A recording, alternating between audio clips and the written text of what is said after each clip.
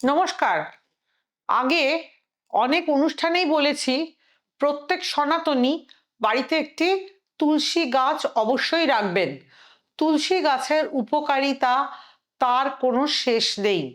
সর্বশ্রেষ্ঠ আধ্যাত্মিকতা গাছ এবং শ্রেষ্ঠ ঔষধি গাছা। তুলসী গাছ বাড়িতে থাকলে এবং সঠিক নিয়মে পালন করলে জীবনের অনেক অশুভত্ব খণ্ডন হয়। যাদের বাড়িতে তুলসী গাছ রয়েছে তারা অবশ্যই তুলসী গাছে সন্ধ্যা প্রদীপ দেখাবেন। গাছে সন্ধ্যা প্রদীপ দেখালে ঘরে আসেন মা লক্ষ্মী।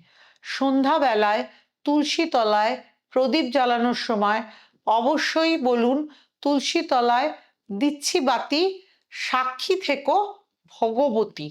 আরো একবার বলছি প্রবাদ বাক্যটি, তুলসী তলায় দিচ্ছি বাতি, সাক্ষী থেকো ভগবতী। তারপর অবস্থিত মা লক্ষ্মীর ছবি বা মূর্তিতে প্রদীপ দেখান।